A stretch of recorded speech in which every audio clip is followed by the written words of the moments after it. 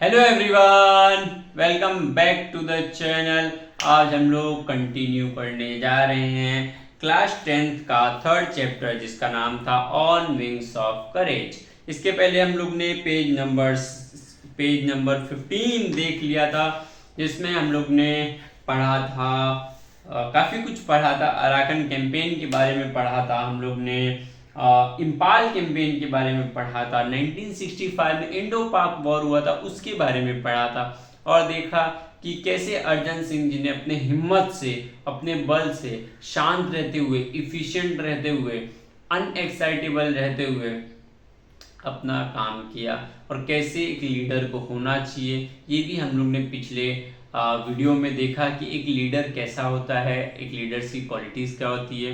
अनएक्साइटेबल थोड़ा होना चाहिए और फिल्म होना चाहिए, इफिशिएंट होना चाहिए, सब हम लोग ने पिछले वीडियो में देख लिया है। अब इस वीडियो में हम लोग चालू करने जा रहे हैं पेज नंबर 16 से।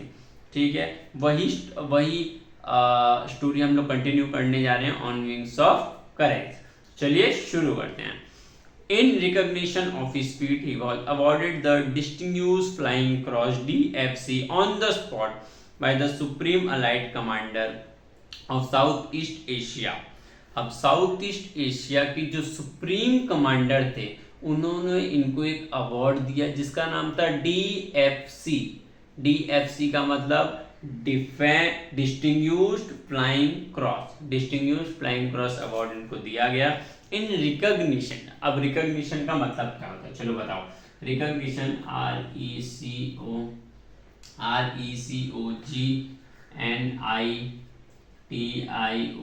रिकॉग्निशन का मतलब पहचाना।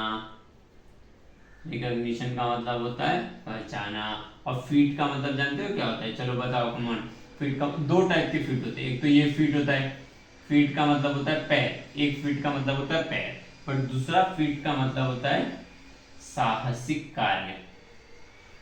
साहसिक कार्य कि जो इन्होंने साहसिक कार्य किया था इसको उन्होंने अब पहचाना और इनको अवार्ड दिया जिसका नाम था DFC। जिसका नाम क्या था, DFC। ये आप लोग देख लो, मीनिंग लिखना है तो लिख लो पेंसिल से टेक्स्ट बुक में। ओके, सो इनको DFC अवार्ड दिया गया। आगे ऑन द स्पॉट। ओके, इतना देख लिए। First Indian pilot to have receive it. वाह क्या बात है, ये सुन के बहुत खुशी हुई कि ये इंडिया के ऐसे पहले पायलट थे जिनको ये अवार्ड दिया गया जिसका नाम था DFC। सोचिए, पहले इंडियन पायलट थे। चलो आगे देखते हैं। Singh was selected for the empire pilot training course at Royal Air Force RAF Cranwell in 1938 when he was 19 years old. He retired from service in 1969. अब इनको जब ये 19 साल के थे तभी इनको सिलेक्ट किया गया था। किस चीज के लिए सिलेक्ट किया था, क्या किस चीज के लिए सिलेक्ट किया गया था, कमान चलिए बताओ किस चीज के लिए। Empire pilot training. Empire pilot training के लिए इनको क्या किया गया था, सिलेक्ट किया गया था। ठीक है, तब ये कितने साल के थे, सिर्फ 19 साल के थे। ओके, और इन्होंने रिटायरमेंट कब लिया, चलो रिटायरमेंट कब लिया, 1969 में। वेरी गुड, चलो आगे बढ़ते हैं। Singh was born on April 15, 1919 in Layalpur, now Faisalabad, Pakistan. Was completed his education in Montgomery, now Sahilabad, Pakistan. इनका जन्म हुआ लैलापुर में, जो कि आज के समय पे पाकिस्तान में। आप सोचो कि इनका जन्म क्या पाकिस्तान में हुआ था, नहीं। 1947 से पहले हमारा देश आज़ाद नहीं हुआ था, तो इंडिया, पाकिस्तान, बांग्लादेश ये सब हम लोग मिक्स साथ में थे। ठीक है, उसके बाद जब पाकिस्तान अलग हो गया तो इनका जो गांव था लैलापुर, क्या है, लैलापुर नहीं, लैलपुर, वो कहाँ पे रह गया, पाकिस्तान में। और जिनका इनका जहाँ एजुकेशन हुआ था मोंटगोमेरी, वो भी पाकिस्तान में रह गया। आज के समय पे उसका नाम है साहिवाल। और जो इनका लैलपुर में जन्म हुआ था उसका नाम क्या था, फैसलाबाद। ठीक है, चलो आगे बढ़ते हैं। His first assignment on being commissioned was to fly Westland Wapiti biplanes in the northwestern frontier province as a member of the number 1 RIAF squadron. अब इनको सिलेक्ट किया गया as a number 1 RIAF squadron के रूप में, जो इन्होंने एक बाईप्लेन्स उड़ाया। बाईप्लेन्स क्या होता है, बाईप्लेन्स यहाँ पे आपको साइड में दिया गया है। Old type of aircraft having 2 pairs of wings, one above the others. ऐसे आपको समझ में नहीं आएगा, मैं आपको एक फोटो में अभी दिखा देता हूँ, उससे आपको अच्छे से समझ में आ जाएगा। ठीक है, तो आप लोगों ने देख लिया, तो ये था हमारा बाइप्लेन्स। ठीक है, अब इसका वापिति नाम था, इसका नाम क्या था, वापिति। ठीक है, चलो आगे बढ़ते हैं। तो इनको ये बाइप्लेन दिया गया उड़ाने के लिए, कहाँ पे, नॉर्थ वेस्टर्न फ्रंटियर प्रोविंस में। ठीक है, चलो आगे बढ़ते हैं। After a brief stint, brief stint का मतलब क्या है, कुछ समय के बाद, a short period of work with the newly formed number 2 RIAF squadron where the marshal flew against the tribal forces।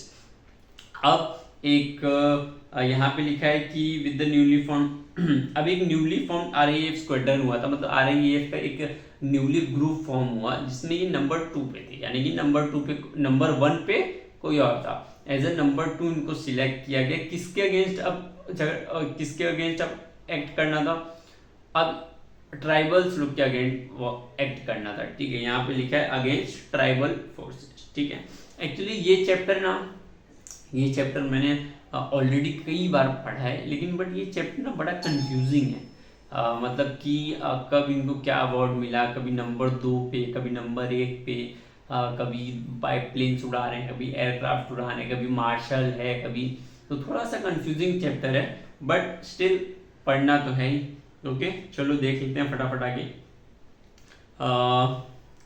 ठीक है, he later moved back to number 1 squadron as a flyer officer to fly the हॉरक Hurricane. अब ये हॉरक hurricane क्या है, चलो देखो, अब ये RIAF में नंबर 2 पे थे, पहले ग्रुप बना था जिसमें नंबर 1 पे थे, फिर एक ग्रुप बना जिसपे नंबर 2 पे आ गए, नंबर 1 पे कोई और था, उसके बाद फिर से ये थोड़ी टाइम बाद नंबर 1 पे आ गए, मतलब नंबर 1 नंबर 2 ये हमेशा चल रहे थे। ठीक है, उसके बाद ये एक पहले से पायलट बने जिन्होंने हॉकर हुरिकेन उड़ाया। अब ये हॉकर हुरिकेन क्या है बताओ, HH हॉकर हुरिकेन क्या है, हॉकर हुरिकेन बेसिकली एक फ्लाइट ही है, मतलब एक एयरक्राफ्ट ही है जिसको इन्होंने उड़ाया था, फाइटर एयरक्राफ्ट है basically. He was promoted to the rank of squadron leader 1944 में इनको क्या बना दिया गया, स्क्वाड्रन का लीडर बना दिया गया। For his role in successfully leading the squadron in combat he awarded the distinguished flying cross DFC 1944 में इनको फिर से क्या दिया गया, DFC अवार्ड दिया गया। कॉम्बैट का मतलब होता है लड़ाई, कॉम्बैट का मतलब क्या होता है, चलो लिख लो फटाफट, कॉम्बैट का मतलब होता है लड़ाई, मतलब ये जो लड़ाई किया करते थे, ये जो युद्ध किया करते थे, इसमें इनको सफलता मिलती थी, और सफलता के बाद इनको क्या मिलता था, अवार्ड मिलता था। तो इनको DFC अवार्ड फिर से मिला, और वो कब मिला, 1944 में। On August 15, 1947, he achieved the unique honor of leading flypast of over 100 IAF aircraft over the Red Fort in Delhi।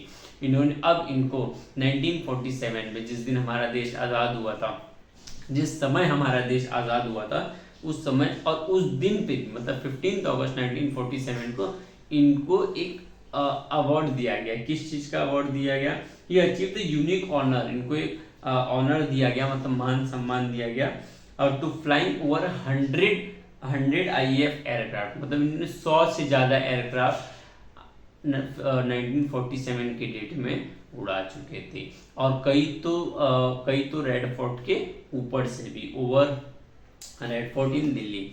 ठीक है, तो रेड फोर्ट के ऊपर से कई प्लेन इन्होंने उड़ाया था। After his promotion to the rank of wing commander he attended the royal staff college at the UK। अब इनका प्रमोशन कहाँ पे हुआ, अब इनका प्रमोशन हो गया विंग कमांडर पे। अब विंग कमांडर से मैं आप लोग को एक छोटा सा बात और याद दिला दूँ, 2019 की बात है कि हमारे कमांडर थे, विंग कमांडर, जिनका नाम था, हो सकता है आप लोग को पता हो, हमारे एक विंग कमांडर थे जिसका नाम था अभिनंदन। ठीक है, तो अभिनंदन पाकिस्तान में फंस गए थे, वो भी एक क्या थे, विंग कमांडर थे, पाकिस्तान में फंस गए थे, बट उसके बाद नरेंद्र मोदी जी और उनकी सरकार ने उनको तुरंत वापस अपने इंडिया ला दिया।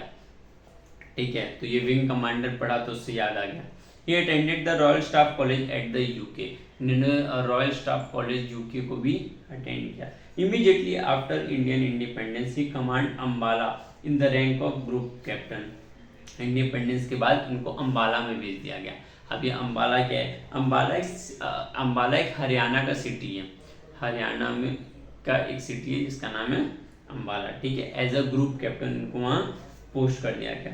In 1949, he was promoted to the rank of air commander and took over as air officer commanding AOC of an operational command, which later come to be known as Western Air Command।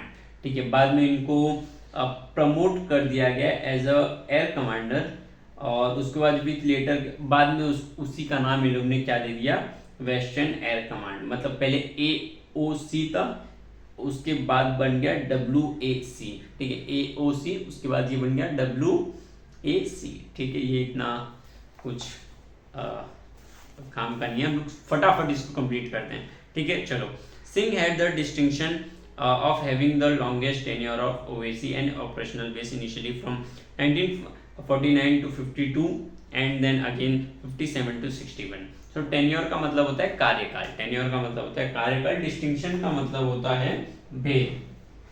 Distinction का मतलब होता है भेद, मतलब भेद मतलब ये दूसरों से अलग थे, ये दूसरों से एकदम क्या थे, अलग थे। और दूसरा था टेन्योर, टेन्योर का मतलब होता है कार्यकाल, कार्यकाल। तो इनका कार्यकाल सबसे ज्यादा था, इन्होंने टोटल 8 साल तक एक्स्ट्रा काम किया था। मतलब Singh has distinction of having longest tenure of AOC as a AOC, ये सबसे लॉन्गेस्ट ऐसे इंसान बने जिन्होंने काम किया था इतने लंबे समय तक, इतने लंबे समय तक पहले किसी ने काम किया नहीं था। 1949 से 52 तक, फिर से 57 से 61 तक, ठीक है। चलो आगे बढ़ते हैं। After his promotion to the rank of air vice marshal he was appointed AOC in operational command. अब इनको फिर से एक रैंक पे दिया गया, इसका नाम था एयर वाइस मार्शल। उसके बाद he was appointed as AOC in C. अब ये क्या है, आफ्टर कमांडिंग इन चीफ, अब इनको चीफ के लेवल पे भेज दिया गया। मतलब बेसिकली इनका प्रमोशन पे प्रमोशन, प्रमोशन पे प्रमोशन होते जा रहा है, ठीक है। Towards the end of the 1962 war he was appointed as a deputy chief of the air staff and he became the vice chief of the air staff in 1963। अब 1963 में ये क्या बन गए, vice chief of air staff, air staff के क्या बन गए, वाइस चीफ बन गए। मतलब बेसिकली चीफ एक कोई चीफ, उसके बाद ये इनका नाम था vice chief. He was the overall commander of the joint air training exercise Shiksha held between IAF, RAF, RAAF। मतलब ये जो IAF, RAF और ये RAAF था, इसके इन सब को अब एक ही इंसान कमांड करता था, उनका नाम था अर्जन सिंह। ये सारे जो ब्रांच थे इनको एक ही इंसान कमांड कर रहा था, और वो कौन थे, अर्जन सिंह। चलो नेक्स्ट पेज पे आ जाओ। On August 1, 1964 in the rank of air marshal the marshal of the air force Arjan Singh took over reins of IAF at the time when it was still rebuilding itself and gearing up to meet new challenges। इसका मतलब ये कि 1964 में इन्होंने फिर से IAF का responsibility अपने पे ले लिया जब वो रीबिल्ड हो रहा था। रीबिल्ड मतलब कैसा कि पहले एक तो आज़ादी के पहले का एक जो बना था IAF और RAF ये सब, अब ये आज़ादी के बाद का ये IAF है, ये फिर से रीबिल्ड हो रहा है, फिर से गियरिंग अप हो रहा है। गियरिंग अप का मतलब गेटिंग रेडी, किस लिए, न्यू चैलेंजेस के लिए। तो इनको न्यू चैलेंजेस से कैसे हैंडल करना है, मतलब न्यू चैलेंजेस को कैसे हैंडल करना है, कैसे वॉर को हैंडल करना है, एयरक्राफ्ट कैसे उड़ाने हैं, कैसे कब मारना है, कब मिसाइल छोड़ने, तो ये सब करने के लिए अब अर्जन सिंह ने इसकी जिम्मेदारी ले ली कि अब मैं आप लोग को क्या करूँगा, बताऊँगा, सिखाऊँगा, आप लोग को ट्रेन करूँगा।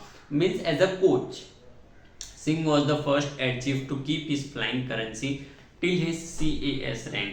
अब फ्लाइंग करेंसी का मतलब क्या है, up to date skills and experience of flying aircraft. मतलब CAS के लेवल तक पहुंचते पहुंचते भी इन्होंने अपने स्किल्स को एकदम अप टू डेट रखा। अब CAS ये भी एक लेवल है, ठीक है। चलो फटाफट आगे बढ़ते हैं। Having flown over 60 different types of aircraft from pre world war two era biplanes to the more contemporary Gannets and Vampires, he also flown in transport aircraft like super constellation। मतलब world war के पहले से world war 2 के पहले इन्होंने 60 से ज़्यादा flight उड़ा चुके थे। क्या उड़ा चुके थे, 60 से ज़्यादा फ्लाइट, बेसिकली एयरक्राफ्ट उड़ा चुके थे, ठीक है। और उसके बाद यहाँ पे कुछ एयरक्राफ्ट के नाम भी दिए जैसे गैनेट्स, वेम्पायर्स, तो ये सब उन्होंने उड़ा भी चुके थे और उनको एक्सपीरियंस भी था इस सब चीज़ों का। ठीक है, चलो। In 1965 when Pakistan launch its operation grand slam with an armoured thrust targeted at the vital of Akhnoor, Singh led IAF through the war with courage, determination, professional skill. चलो, अब यहाँ पे ये थोड़े वर्ड्स हैं जो आप लोग को समझने की ज़रूरत है, जिसमें लिखा है कि Pakistan launch operational grand slam. Operational grand slam मतलब उन्होंने बेसिकली एक ऑपरेशन तैयार किया जिसमें आर्म्ड थ्रस्ट थे। अब आर्म्ड थ्रस्ट का मतलब क्या होता है? आर्म्ड थ्रस्ट मतलब बेसिकली जो उनके आर्मी वाले थे, जो उनके एयरफोर्स वाले थे, वो प्रोटेक्टेड थे। वो क्या थे?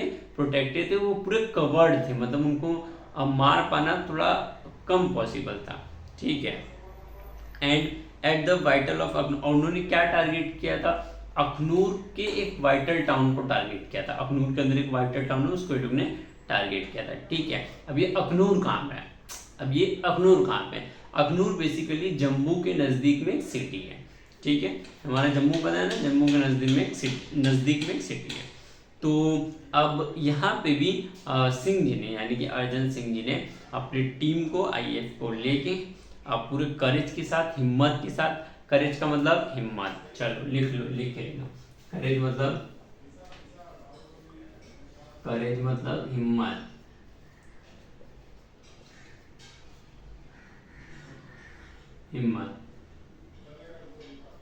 ठीक है। अब दूसरा वर्ड है determination, DET,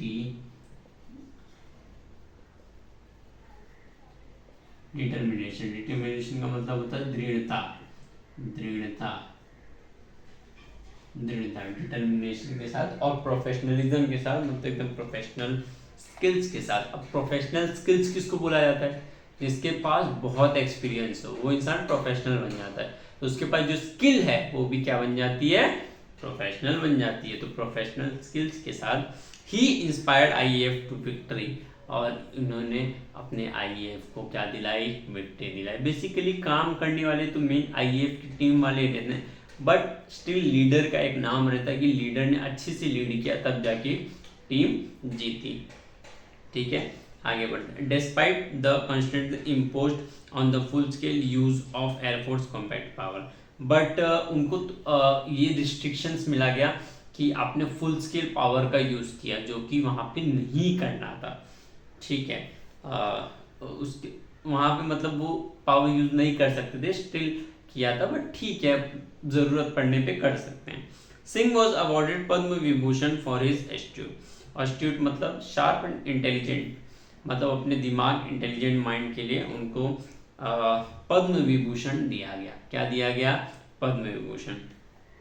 leadership of air force during the war, subsequently मतलब होता है बाद में, सब्सिक्वेंटली मतलब बाद में, subsequently in recognition of the air force contribution during the war, the rank of the CAS was upgraded and Arjun Singh became the first Air Chief Marshal of the Indian Air Force. अब ये क्या बन चुके हैं? अब ये बन चुके हैं एयर चीफ मार्शल, मतलब अब ये और एक बड़े लेवल के पोस्ट पे पहुंच चुके हैं, जिसका नाम है ICM, जिसको हम लोग बोल सकते हैं ACM, जिसको हम लोग बोल सकते हैं एयर चीफ मार्शल। ठीक है, CAS के बाद ये जो अपग्रेड हुआ ये था एयर चीफ मार्शल। ठीक है, चलो आगे बढ़ते हैं। He remained a flyer to the end of his tenure in IAF, visiting forward bases and units and flying with the squadrons. So अपने जीवन के अंतिम समय, मतलब जब इनका रिटायरमेंट का समय था, तब भी ये क्या थे? फ्लायर थे। आगे he retired in August 1969, thereupon accepting ambassadorship to Switzerland. 1969 में इनका क्या हुआ? 1969 में क्या हुआ? रिटायर्ड लिए भाई, गए नहीं। 1969 में क्या लिए? रिटायर्ड लिया। और 1969 में रिटायर्ड लेने के साथ साथ इनको स्विट्जरलैंड का एम्बेसडर बना दिया गया। स्विट्जरलैंड का क्या बना दिया? एम्बेसडर। अब एम्बेसडर मतलब क्या होता है? एम्बेसडर मतलब बेसिकली होता है a person who represents his country in foreign। चलो लिख लो सब लोग। A person who represents a person who represents his country, his और her country। अगर लड़के हो तो his लिखो, लड़की हो तो her लिखो, his और her country in foreign। ठीक है, चलो आगे बढ़ते हैं। He was lieutenant governor of Delhi from December 1989 to December 1990।